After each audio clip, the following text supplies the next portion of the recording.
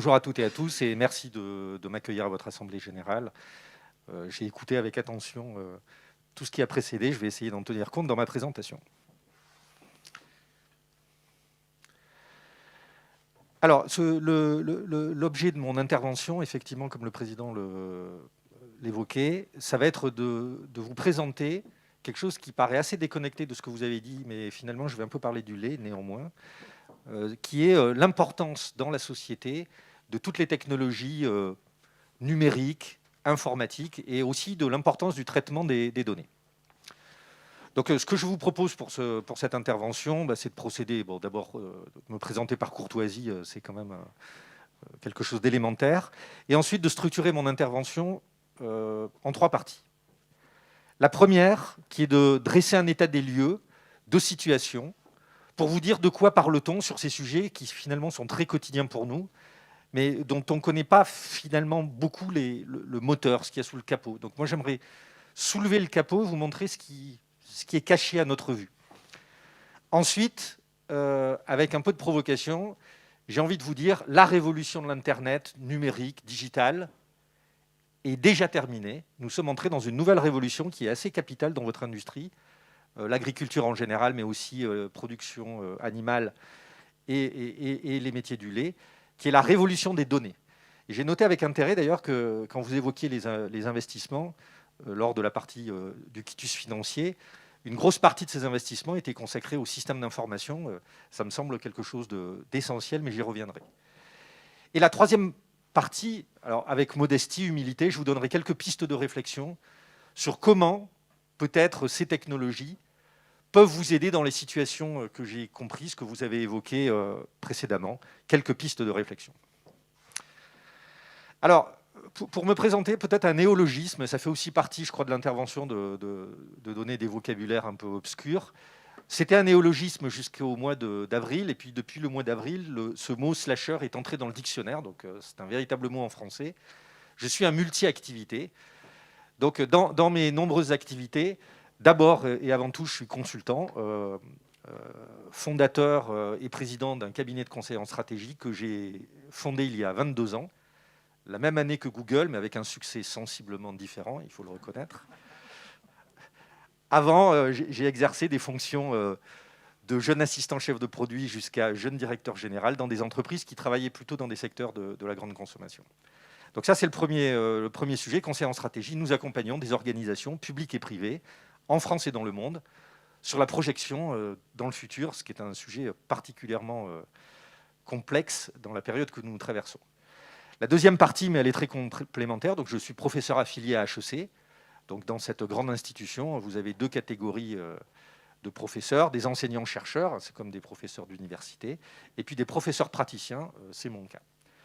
La troisième partie, c'est auteur d'ouvrages de vulgarisation et non pas de recherche, sur les sujets qui sont mes sujets de cœur, la stratégie et l'impact des nouvelles technologies dans les modèles des organisations.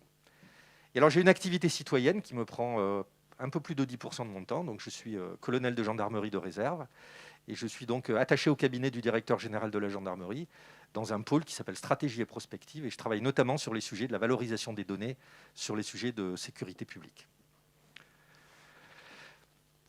Quelques références. On travaille avec des grands groupes, mais pas seulement, français et internationaux. Et puis, on fait 20% de notre business dans l'agriculture, historiquement. Voici des clients récents, mais on a dû bosser pour plus d'une 50aine d'entreprises dans ce secteur d'activité. Et donc, en ce moment, notamment, on a une belle mission pour le Heartbook Charolais, que peut-être vous connaissez, ne serait-ce que de nom. Alors, plutôt pour l'équipe communication, dont j'ai vu qu'elle était particulièrement réactive sur les médias sociaux. Donc ceux ou celles qui seraient présents sur Twitter, vous pouvez, c'est un peu symbolique, je le reconnais, faire un live tweet. Un live tweet, c'est reprendre des photos ou des statistiques sur votre compte Twitter. Donc sur Twitter, je suis F. Casals. Terra Lacta, qui a un compte Twitter, bravo, s'appelle Terra Lacta. Et donc j'ai créé un hashtag symbolique pour retrouver toutes les contributions. Digital Terra Lacta. Mais c'est plus pour rire.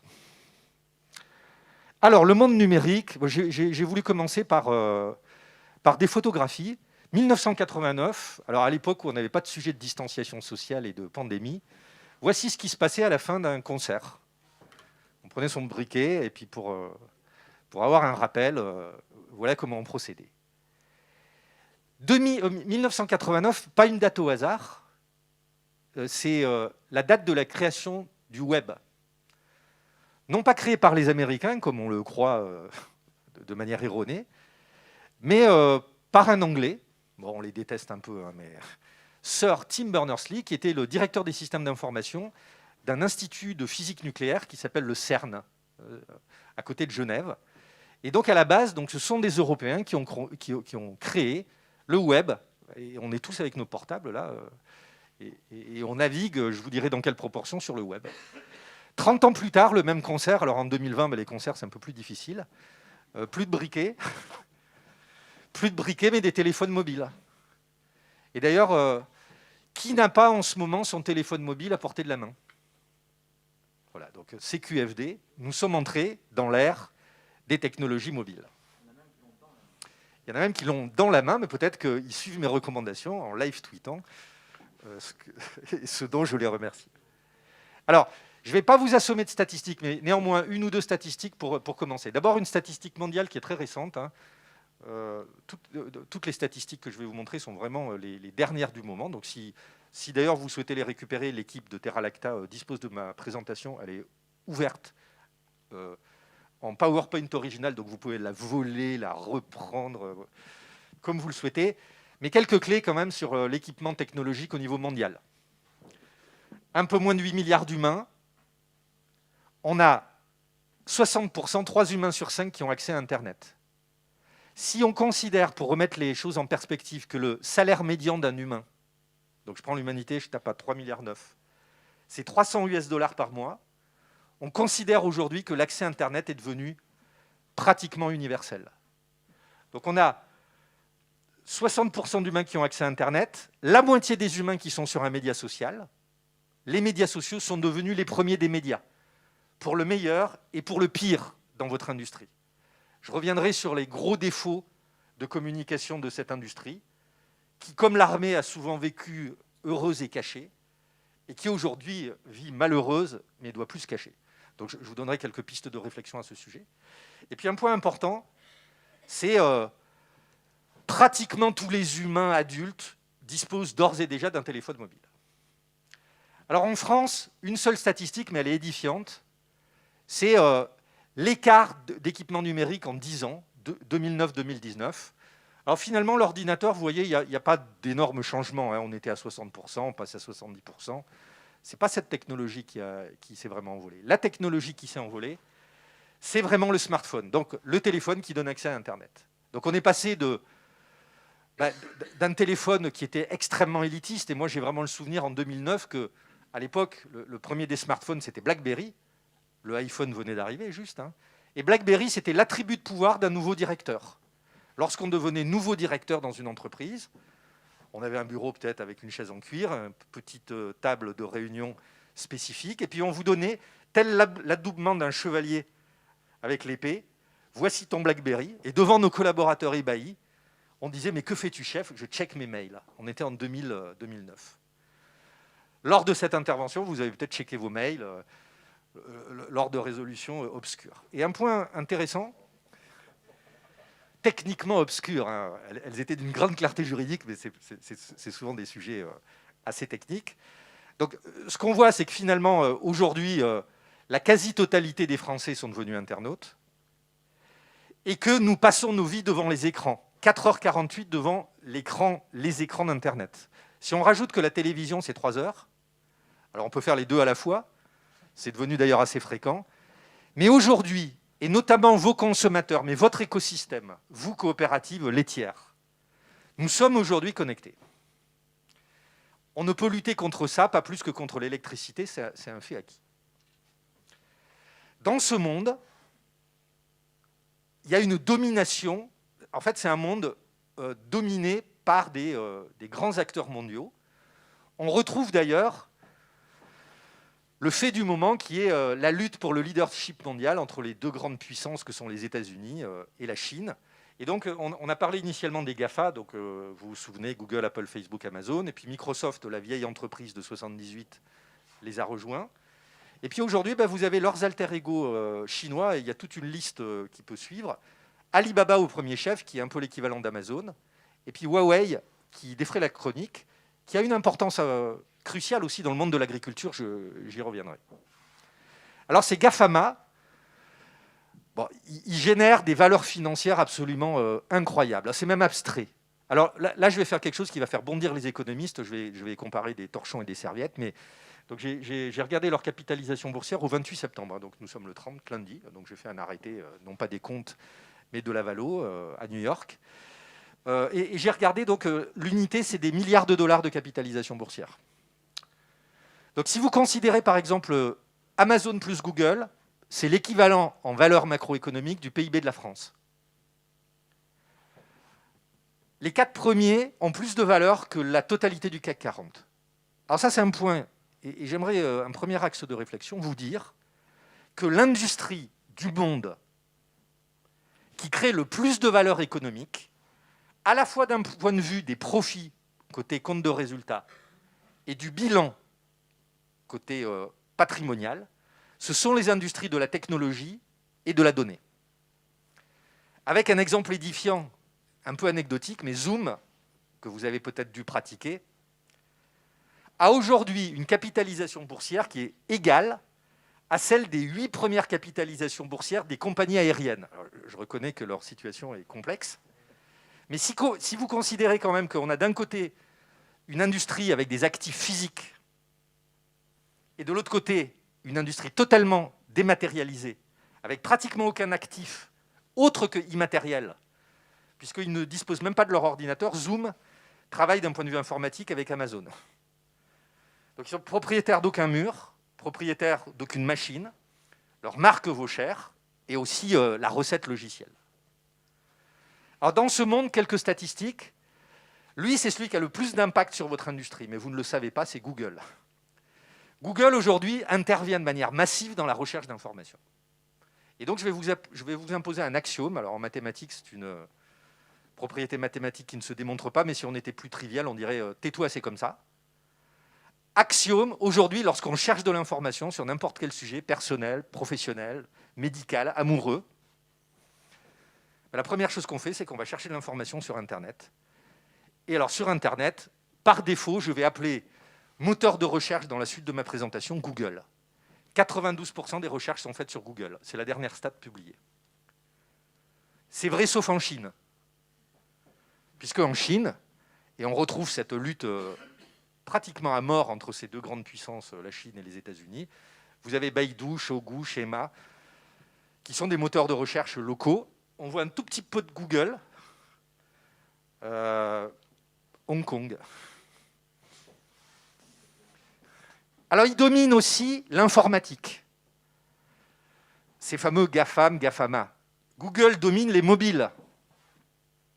85% des systèmes d'exploitation qui font fonctionner vos téléphones portables, c'est Google.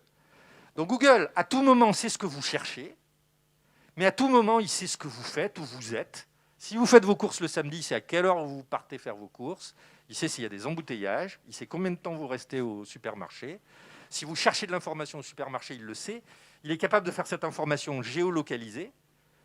Il lit vos mails également. Si vous avez une application que vous utilisez comme Google Maps ou Waze, alors là, merci pour lui, vous lui donnez votre vie. Google sait plus de choses sur vous comme individu que probablement votre conjoint ou vos enfants. Parce que même les choses que vous n'avoueriez à personne d'autre, eh bien, vous les cherchez sur Internet. J'ajoute que donc, Microsoft, lui, il maîtrise, mais c'est ancien, toute la partie logicielle d'entreprise, notamment les systèmes d'exploitation. Alors, si vous êtes passé sur Microsoft 365, donc là, vous êtes entré dans le cloud sans le savoir. C'est-à-dire que vous avez déjà mis un doigt, une main, un bras dans l'informatique déportée de Microsoft. Et on voit que Apple, lui, il est second, mais second partout, second sur les téléphones, en matière de logiciels, de matériel aussi, ils sont très importants, et second en matière d'ordinateur. Alors, un point qui est important, en balayant un peu ce monde numérique avec quelques statistiques, on retrouve toujours sur les médias sociaux la même lutte entre les Américains, on va appeler les Américains Facebook, et les Chinois, on va appeler les Chinois Tencent. Tencent est le Facebook chinois. Donc vous voyez, Facebook, c'est Facebook, YouTube, c'est Google, WhatsApp, Facebook, Messenger, Facebook, Instagram, Facebook, et puis tous les autres des Chinois. Et si vous vous souvenez de ma statistique de tout à l'heure, 4 milliards d'humains sur les médias sociaux, 3 des 4 milliards ont un compte sur un des services de Facebook. Alors un nouvel axiome, les médias sociaux sont devenus les premiers des médias. Ce n'est plus la presse, ce n'est plus la télé, ce n'est plus la radio. Et je vais vous en donner une application très simple. On va se faire du bien. En ce moment, il ne faut pas gâcher des occasions de se faire du bien. Et on va se souvenir d'un bon moment, c'est la finale de la Coupe du Monde. Et on a gagné. 12 juillet 2018. Le 12 juillet 2018, on a eu la 7e audience de l'histoire de la télévision française, avec un tout petit peu moins de 20 millions de téléspectateurs. Alors, elle a été battue depuis par une intervention du 14 mars 2020 du président de la République. 21 millions. Mais j'ai préféré garder la Coupe du Monde.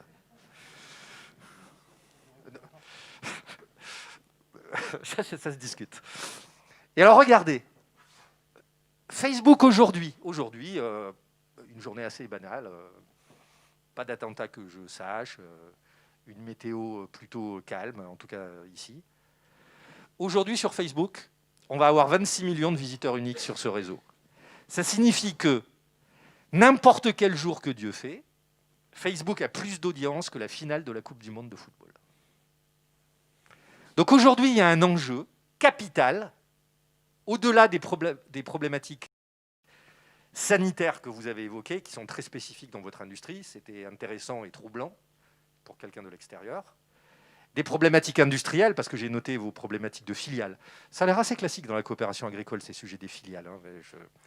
Je ne reviendrai pas sur ce sujet. Ça déclencherait peut-être des débats inappropriés. Mais il y a un sujet aussi de confiance et d'expression vis-à-vis du citoyen. Parce que comme le notait votre président, un certain nombre de choses que vous devez subir, elles sont liées au consommateur, à sa confiance ou à sa méfiance, et à la communication ou pas que vous faites sur ce sujet. Alors, mauvaise nouvelle, dans votre industrie, vos opposants sont excellents. Je ne parle évidemment pas du contenu qu'ils véhiculent. Et il n'y a pas de provocation particulière par rapport à ça, néanmoins j'aurais pu. Mais aujourd'hui, les opposants de l'agriculture, dont cette association bien connue, véhiculent aujourd'hui une image catastrophique de l'industrie.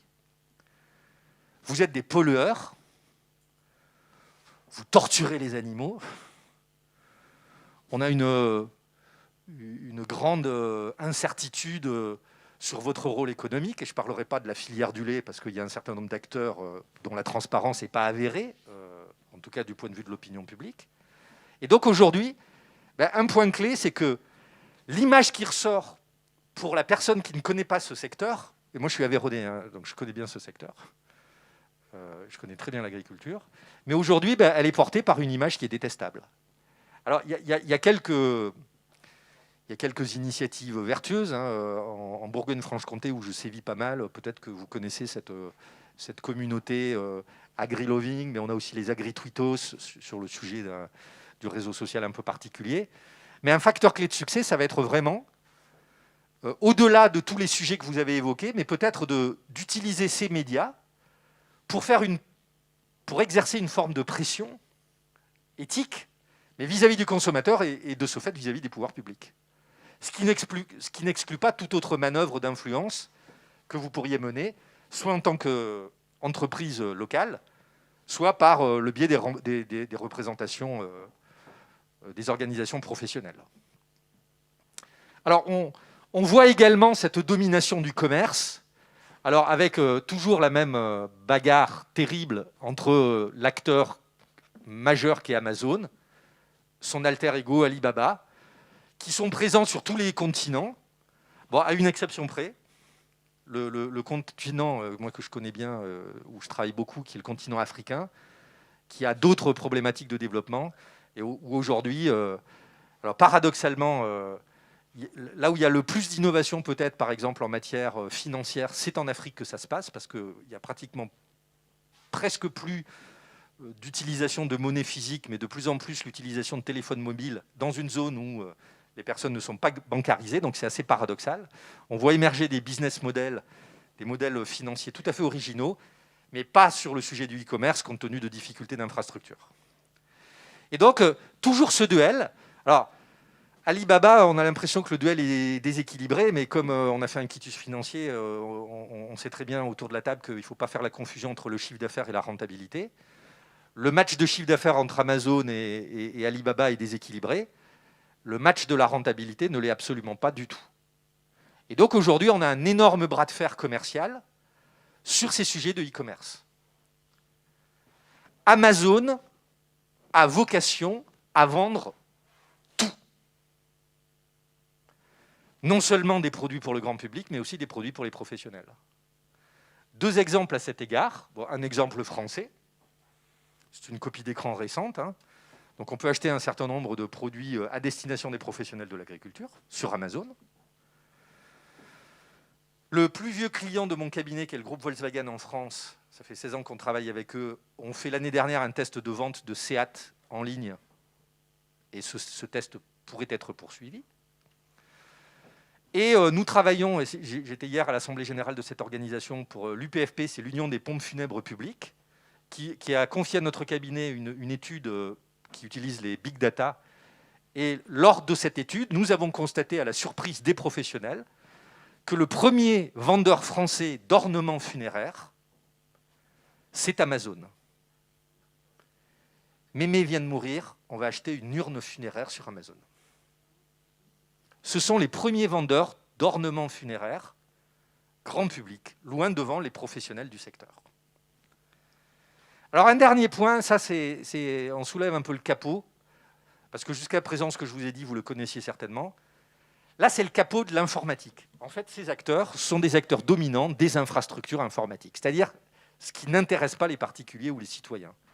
Alors le premier élément d'infrastructure, et là on ne sait pas qu'Amazon est l'ultra leader mondial de ça, c'est, on appelle ça cloud computing, mais c'est de la vente de prestations informatiques à la demande. Donc il est leader mondial avec Microsoft. Et d'ailleurs, si vous regardez le palmarès, donc la part de marché mondiale 39, Microsoft 19, très rapide. Puis après Google décroche. Puis après Alibaba. Puis après on voit des vieilles boîtes, type IBM, qui fut le leader mondial pendant plusieurs générations de l'informatique et qui aujourd'hui a une part de marché pratiquement marginale. C'est le premier sujet où on voit émerger de manière un peu cachée ces fameux GAFAM. Il est possible que votre coopérative ou ses filiales travaillent. Moi, je mettrais bien un ticket sur Microsoft, mais parce que c'est le plus naturel d'un point de vue des logiciels de gestion. Mais le deuxième sujet qui défraie l'actualité, c'est l'arrivée des Chinois sur les infrastructures technologiques de la 5G. On en parle beaucoup de la 5G, alors c'est vraiment c'est tout à fait déprimant aujourd'hui. En fait, l'absence de culture scientifique de nos concitoyens sur tous les sujets, dont les sujets agricoles et dont les sujets de technologie. Alors, quand j'entends un homme politique parler de la 5G en disant quelle est l'utilité de télécharger un porno dans l'ascenseur, déjà il faut penser à cette chose-là, ce qui est relativement troublant. Bon, on peut peut-être le faire également avec de la 4G, mais l'enjeu n'est pas du tout celui-là. L'enjeu est un enjeu non pas de téléphone, pas principalement, l'enjeu est un enjeu d'infrastructure industrielle. Et donc, ce que vous voyez ici, finalement, le leader mondial de ces infrastructures 5G, c'est évidemment Huawei, qui n'est pas une entreprise cotée, c'est une coopérative. Huawei, comme vous, coopérative. Bon, après, les coopératives dans l'État chinois, je pense que c'est un sujet de... Les assemblées générales, à mon avis, sont sensiblement différentes. Je pense qu'il y a moins de questions. Il n'y a pas d'abstention. Il n'y a pas d'abstention. Voilà. Et alors, le sujet de la 5G, c'est la nouvelle génération de l'Internet. Alors, cette génération, elle est elle est rendue possible par plusieurs étoiles qui s'alignent. Le premier alignement d'étoiles, et j'aimerais vous montrer vraiment quelque chose qui est de la technologie inconnue, c'est un sujet de plaque d'immatriculation. Alors, personne ne sait de ce dont il s'agit. De quoi s'agit-il ? Les téléphones que vous avez dans vos mains, et puis les ordinateurs et les tablettes et les consoles de jeux, qui ont accès à Internet ont une forme de plaque d'immatriculation qui les rend uniques, qu'on appelle l'adresse IP. IP, ça veut dire Internet Protocol. L'ancienne plaque d'immatriculation, des fois vous les voyez d'ailleurs, ces espèces de suites de chiffres, c'était 4 nombres compris entre 0 et 255. Donc si vous faites un petit calcul avec votre téléphone, 256 puissance 4, nous avions un peu plus de 4 milliards de plaques d'immatriculation. Je vous ai déjà montré tout à l'heure qu'on avait 5 milliards juste de téléphones. Donc en fait, il nous est arrivé ce qui est arrivé dans l'automobile il y a quelques années. 999ZZZ75, on ne pouvait plus immatriculer. Donc on a changé de protocole d'immatriculation. Alors c'est vraiment des choses techniques qui n'intéressent que les informaticiens. Et on est passé à cette nouvelle plaque. Donc on passe au protocole version 6. Conséquence, on a refait le stock. 3,4 10 puissance 38 adresses disponibles. Donc j'ai appris par cœur un truc ridicule, mais stylé, comme dirait ma fille. Pour épuiser le stock, il faudrait immatriculer 667 millions de milliards d'objets connectés à chaque millimètre carré de la surface de la Terre. Bref, on est super tranquille. Mais ce que ça dit, écoutez-moi parce que ça a un impact très grand dans vos métiers. Ce que ça dit, c'est qu'avant, on avait une double limitation technique pour déployer des objets connectés. On avait des problèmes de plaques d'immatriculation, et donc ces plaques, on les réservait à des objets à forte valeur, comme des téléphones ou des ordinateurs. Fin de la limitation. Et on avait un sujet, non pas de téléchargement de sites porno, enfin encore que, mais surtout un sujet de bande passante d'une multitude d'objets connectés qui seraient au même endroit, dans un champ. Et donc, la 5G, son bénéfice principal, c'est cette capacité de connecter à un même endroit une multitude d'objets connectés. Alors, dans l'agriculture, vous étiez déjà très avancé sur ces sujets-là. Il y a plein de capteurs qui sont utilisés. Et donc, ce que nous allons voir, c'est le début d'une révolution qui est celle des objets connectés. Nous entrons dans l'ère des objets connectés, alors à basse valeur, souvent qui font des choses très simples. En ce moment, on travaille à l'international avec une entreprise de distribution d'eau. Et donc, on met juste sur les réseaux de distribution d'eau des capteurs de fuite. D'ailleurs, j'ai découvert, mais il paraît que c'est le cas en France, qu'en fait, on a une gabegie de fuite d'eau dans nos réseaux de distribution, c'est-à-dire qu'il y a des fuites, 20-30% de l'eau qui part dans le sol. Donc, c'est vraiment quelque chose d'épouvantable. Mais grâce à ces capteurs, vous pouvez après négocier avec la collectivité territoriale ou avec l'État pour dire, sur tel capteur, on a 40% de fuite. Et là, on fait des calculs financiers savants de valeur actuelle nette ou un certain nombre de critères financiers qui permettent de justifier un investissement, par exemple, de réhabilitation ou de transformation du réseau. Alors, les conséquences de tout ça, de ce panorama. Première conséquence, un changement de modalité des consommateurs que j'ai évoqué. On appelle ça le moment zéro de vérité, ZMOT. L'axiome, c'est je cherche une information, je vais la chercher d'abord sur Internet. Alors, je me suis amusé à le faire pour le lait. J'ai utilisé une technologie de Google qui est une technologie qui essaie de prévoir, quand vous faites une recherche, les autres recherches qui sont faites. Alors, c'est intéressant parce que ça vous donne une idée de ce qu'on cherche sur le lait. Donc voilà ce qu'on cherche sur le lait. Quand je tape le lait, la première chose qui sort, c'est le lait fait grossir. Ce qui n'est pas évident en regardant l'Assemblée. Alors après, il peut y avoir d'autres sujets que le laitier. Là, il y a un livre de Gisèle Halimi. Et puis après, le lait est-il bon pour la santé ? Le lait fermenté est-il bon pour les intestins ? Le lait fait grossir la poitrine. Ça peut être un bénéfice. Le sujet des chats, qui est constant sur Internet. Est-ce qu'on peut utiliser du lait pour les chats ?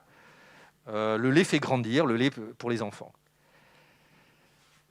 J'ai fait quelque chose de très simple. Je me suis dit, mais est-ce que l'agriculture est présente sur ce sujet-là ? Je vais avoir une grande coopérative laitière. Est-ce qu'on va trouver des coopératives laitières ? Est-ce qu'on va trouver Coop de France, coopération agricole laitière, etc. Donc j'ai juste fait une petite recherche, donc il y avait 104 millions de pages. Donc très souvent, Wikipédia est en premier, pour des raisons techniques que je pourrais vous expliquer à table. Et puis j'ai regardé les 3 premiers qui sortaient, les 3 premiers résultats naturels et non publicitaires.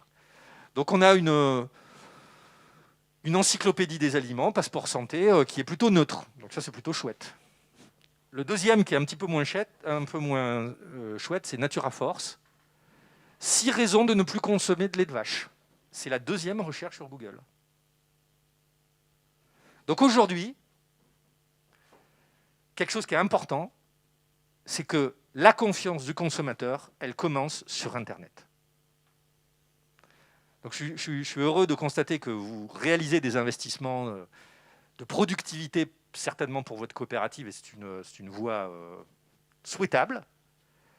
Mais il y a un sujet agricole où, alors moi je suis un peu comme Don Quichotte sur ce sujet. Je fais plein d'assemblées générales tous les ans, mais la situation ne bouge pas beaucoup, voire même au niveau des instances professionnelles. Mais moi, ce qui m'intéresse, c'est la réalité du résultat. Et le résultat est dramatique pour l'agriculture en général, pour votre industrie en particulier. Vous n'êtes pas présent, vous n'avez pas une communication qui porte. À l'endroit où elle porte. Pas les conférences de presse, pas la presse locale. Ça ne se joue plus là. Et puis, on voit émerger des nouveaux modèles stratégiques. Alors ça, on parle de business model dans un langage de professeur ou de consultant, mais je vais essayer de ne pas vous perdre. En fait, en ce moment, ces technologies créent de nouveaux modèles industriels. On avait les GAFA, on a les Natu, un certain nombre d'entreprises qui ont fondé leur business model sur la technologie et la donnée, et qui, contrairement à Google ou Amazon, attaquent des industries existantes. C'est-à-dire que nous entrons dans le moment où ces grands géants de la technologie, ils sont en train d'attaquer des secteurs industriels qui existent déjà. Non pas d'en créer des nouveaux, mais d'en attaquer, tels que l'hôtellerie, tels que les taxis, tels que l'automobile, tels que les spectacles et la télévision. Et là, il y a 2 sujets dont on parle, un peu de vocabulaire, la disruption ou l'ubérisation. Alors, je vais essayer de l'appliquer à l'agriculture. La disruption, c'est le remplacement radical d'une industrie par une autre. C'est ce qui est arrivé à Kodak. Pour les plus anciens d'entre nous, il y a 20 ans, on prenait des photos. Elles étaient développées dans des magasins de services et c'était très coûteux.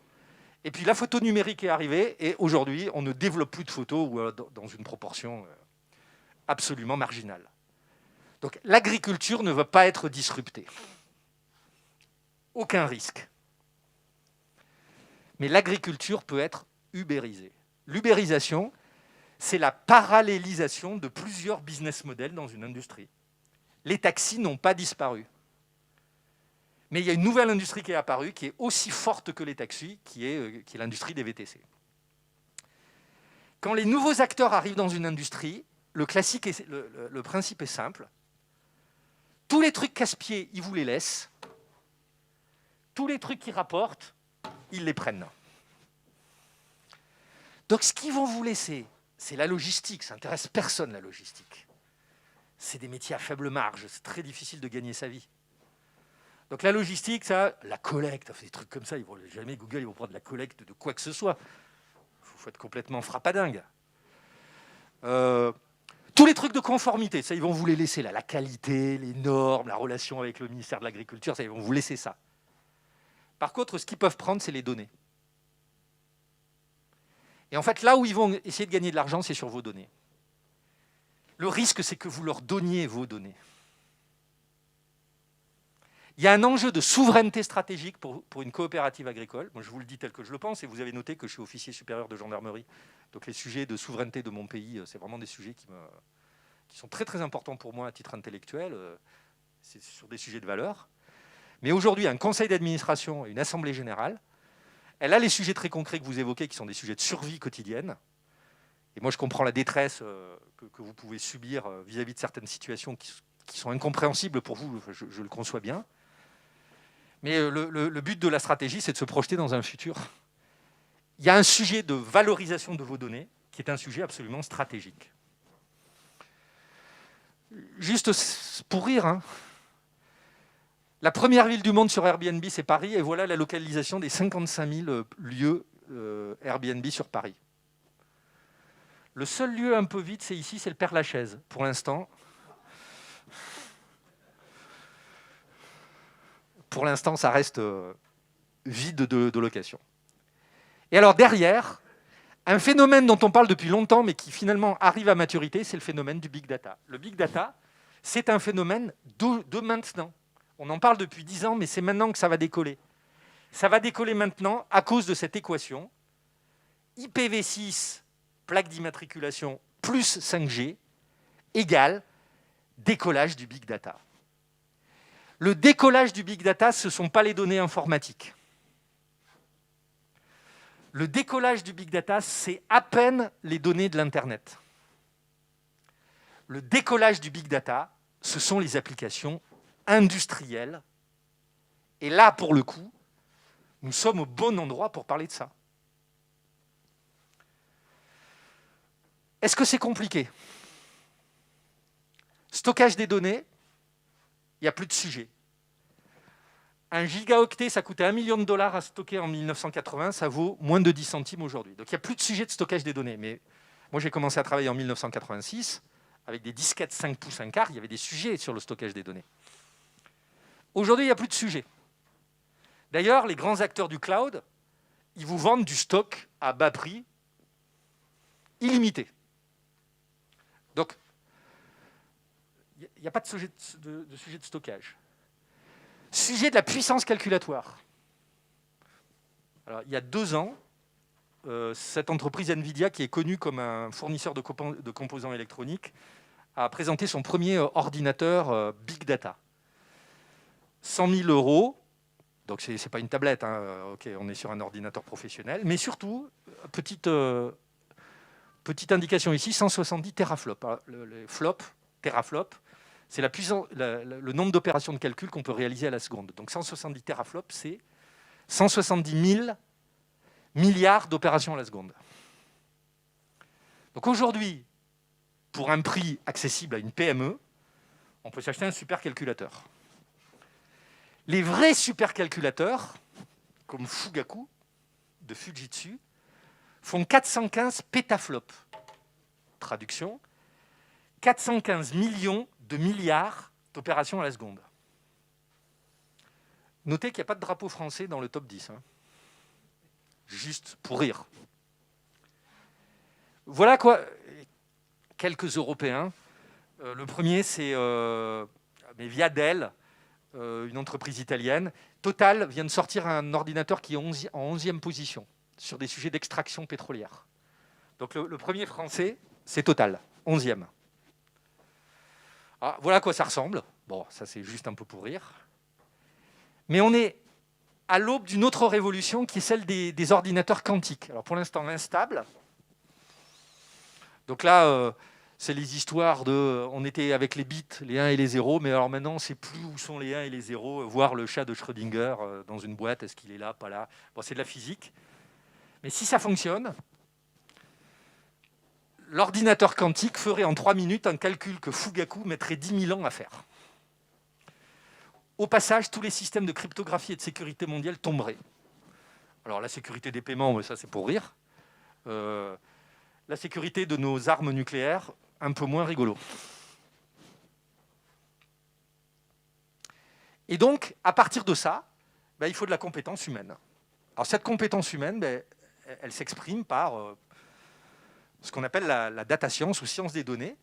Donc ce sont des nouveaux métiers, plutôt d'ingénieurs ou de mathématiciens, qui font la jonction entre des compétences difficiles à adresser pour une même personne, des compétences purement scientifiques, mathématiques, physiques, agronomiques, par exemple, chez vous, des compétences informatiques avec des sujets d'architecture, des sujets logiciels, des sujets de données, évidemment.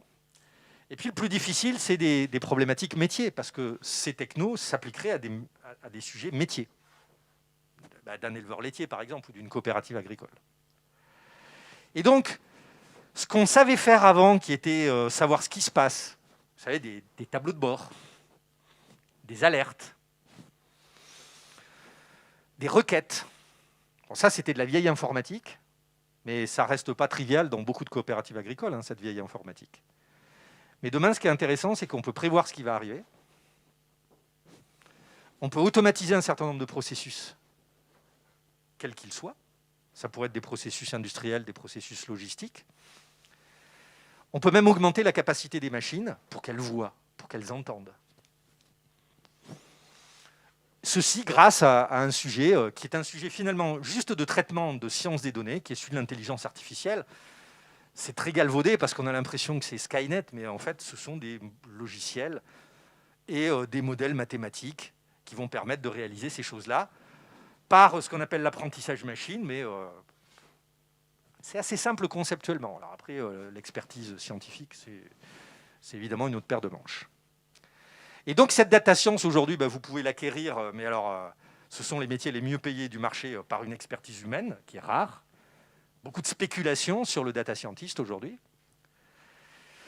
Les GAFAM vous vendent des prestations prêtes à l'emploi. Juste pour vous donner une idée, moi, en ce moment, on travaille sur une banque. Et donc, on achète pour cette banque une application Amazon qui est la prédiction de l'infidélité dans la banque. Donc, il n'y a aucun traitement à faire. Il faut juste clipser la base de données des clients de la banque au système qui a été développé à Amazon et on sait quels sont les clients qui vont quitter l'entreprise avant même qu'ils ne la quittent. D'où l'idée après d'avoir des stratégies de rétention préventive.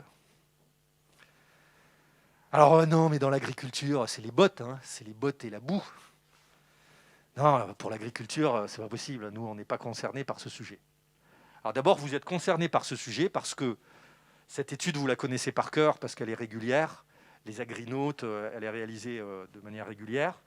Mais sans vous casser les pieds, même si les sujets de réseau restent des sujets importants, ces sujets progressent. Et d'ailleurs, c'est plutôt les réseaux mobiles qui fonctionnent le plus dans l'agriculture de manière assez paradoxale au global. L'agriculteur, et là, clin d'œil peut-être aux responsables des systèmes d'information, il n'est sur son ordinateur que quand il ne travaille pas, en fait. Et quand il travaille, qu'est-ce qu'il utilise ? Un peu comme tout le monde, son téléphone portable. D'où l'idée d'ailleurs que les extranets ou que toutes les applications qu'on peut développer aujourd'hui doivent être évidemment mobiles. Ça va de soi. Mais j'ai vu qu'il y avait une application de collecte mobile que vous avez développée, Mobile Collect, je crois, ou dans le désordre, et qui avait l'air assez intéressante. Et puis,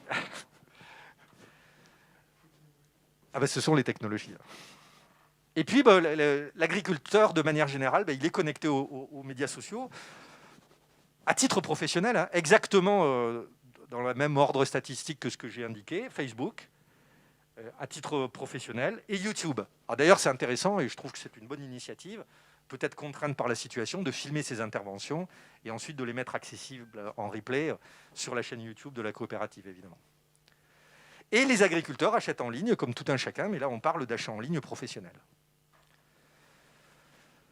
Vous êtes aussi, historiquement, une industrie connectée de très haute technologie, puisque vous avez déjà mis en œuvre, selon les industries, des capteurs, des caméras, des sondes. Ça s'applique évidemment au sujet animal. Ça va de soi. Alors, qui va gagner cette bagarre ? Il y a plusieurs hypothèses. Les acteurs traditionnels du secteur. Chacun, d'ailleurs, veut prendre la main sur vos données. Hein. Tous veulent prendre la main. Hein. Nous, on a travaillé pour Syngenta à une époque. L'équivalent d'extranet gratuit de Syngenta gagnerait contre beaucoup d'extranet paiement de COP que je connais. Hein. Alors, ça pourrait être vous. Ça devrait être vous. Puis vous avez des acteurs aussi qui sont assez intéressants, c'est les gens du machinisme agricole. Des gens comme John Deere. Intéressant parce que si vous regardez un peu l'innovation qu'ils mettent en œuvre, pratiquement toutes les innovations déployées sont des innovations qui permettent de capter les données. Le but étant à chaque fois de les valoriser, hein, de créer de la valeur. Hein. Ce n'est pas pour épater la galerie que ces gens-là ils s'intéressent à ça. Alors, peut-être l'industrie va se battre, comme d'hab. Peut-être ça peut être des startups, mais ça c'est très spéculatif les startups. Hein. On a un certain nombre d'initiatives. Bon là, moi, comme je travaille quand même un peu plus avec des céréaliers, je vous ai mis des choses qui sont liées plutôt à la production végétale, mais on a un peu des Airbnb, du tracteur ou de la moissonneuse-batteuse. Enfin bon, Pas forcément ceux-là. Ah, les GAFA, ils ne vont pas s'intéresser à l'agriculture. Google, il y a 6 mois. Donc, il a une activité qui s'appelle Google Ventures. C'est une entreprise de capital risque. Hein. Donc, ils prennent des parts dans des secteurs qui les intéressent. Et ils viennent de prendre une part dans un réseau qui s'appelle Farmers aux États-Unis. Et donc, juste un ticket. Mais pour voir, quoi. Vous savez, c'est la première donne sur une partie de poker. Le premier ticket qu'ils ont mis, c'est 450 millions. Pour voir. Donc aujourd'hui, les acteurs Amazon, Google, etc., sont en train d'arriver sur votre secteur, mais pas pour faire de la collecte de lait. Ça, ils vont vous le laisser. Pour capter des données. Donc il y a un sujet stratégique, et j'ai vu qu'il y avait un renouvellement des conseils d'administrateurs et de la formation pour les administrateurs. Moi, vraiment, je vous invite à vous former sur ces sujets, c'est capital. Et c'est en même temps, il faut gérer les sujets traditionnels que vous avez évoqués lors des échanges dans cette salle, qui sont des sujets sanitaires, des sujets consommateurs, des sujets de relations avec les pouvoirs publics, des sujets PAC, donc des sujets classiques de l'agriculture. Et là, il y a une opportunité ou une menace. C'est comment une entreprise, plusieurs centaines de millions d'euros de chiffre d'affaires, avec un véritable groupe, comment vous pouvez préempter la création de valeur possible des données qui sont votre patrimoine. Alors, on voit un certain nombre d'initiatives qui existent au niveau international, hein, donc d'applications déjà de gestion du bétail sur des sujets sanitaires, sur des sujets de vélage, sur des sujets de santé de l'animal. Donc, je vous en ai mis une, mais il y en a tout un paquet. Ça, c'est plutôt néerlandais. Hein, je ne sais pas si vous la connaissez. C'est vraiment un assistant opérationnel de l'agriculteur, hein, de l'éleveur. D'ores et déjà, on voit un certain nombre. Alors moi, j'ai vu au Japon, par Fujitsu, l'idée d'un Internet des vaches. Donc les Japonais, ils ont déjà inventé le concept de l'Internet des vaches. C'est vraiment la captation, à la fois au plan de l'animal et aussi de toute la chaîne de valeur autour de l'animal, de l'insémination jusqu'à la transformation, de la captation des données sur l'industrie. Alors, c'est compliqué. C'est compliqué parce que derrière, égale informatique. On va prendre des vieux mots. Donc moi, je suis intéressé et rassuré de voir que dans les investissements, lorsque ceci a été partagé avec vous, c'était l'informatique qui a été citée comme un investissement industriel capital. C'est capital. Et ce n'est pas un sujet de petite amélioration de la productivité, on est pratiquement dans la pérennité de l'entreprise. Donc ce sont des sujets vitaux, pratiquement des sujets de pérennité. Mais ça coûte cher. Ça demande de l'expertise, ça demande de la formation. Donc les équipes, les salariés de votre coopérative, je pense qu'ils ont de quoi s'occuper. C'est des sujets qui sont complexes. Et les administrateurs, vous devez prendre conscience que ceux-ci ne sont pas des sujets marginaux dans votre fonction de projeter la vision de votre entreprise. Il faut aussi se transformer. Donc là, il y a des changements de paradigme managériaux. Alors moi, comme consultant en stratégie, je peux vous expliquer comment se passe, surtout dans les grandes entreprises, l'élaboration d'un projet stratégique. C'est l'orchestre symphonique. En haut, le directeur général, le président, qui donne le tempo. Et ils vont structurer un projet qu'on va appeler plan stratégique sur une certaine durée. Pour donner une symbolique forte, on va donner un nom à la con, Transform 2025. Ça, c'est le nom du projet stratégique du groupe Volkswagen. Et là, pour un grand groupe, l'idée, c'est d'exécuter une partition sans fausse note, annoncer ses résultats à l'avance, ses parts de marché, ses EBITDA, sa création de valeur, sa part de marché, sans fausse note. Ceci fonctionne bien dans un monde stable. Dans un monde instable, il faut devenir jazz. Beaucoup plus de petites équipes, beaucoup plus de mobilité, beaucoup plus d'erreurs, beaucoup plus de tentatives aussi. Et donc, passer d'une orientation produit à une orientation client, c'est à la fois la gestion de la relation avec les adhérents, du point de vue de la coopérative en tant qu'objet social, mais aussi avec les clients des clients, qui sont évidemment les consommateurs et les citoyens, ils font partie de votre scope, même si ce n'est pas facile. Un sujet clé qui est l'analytique, cette création de valeur par les données. Un sujet clé qui est l'innovation, mais c'est une injonction, l'innovation. Mais l'idée de l'innovation, c'est l'agilité, tenter des choses, échouer, repartir, apprendre. L'idée aussi d'une ubiquité. Aujourd'hui, à tout moment et en tout lieu, on sait tout. On a le savoir humain dans les mains. Si quelqu'un veut savoir quand est né et où est né Abraham Lincoln, on le sait dans les secondes qui viennent. Ceci pose d'ailleurs des enjeux éducatifs, mais c'est un autre sujet. Et social, au sens de la collaboration. Hein, parce que finalement, il faut revenir sur le sujet des valeurs coopératives.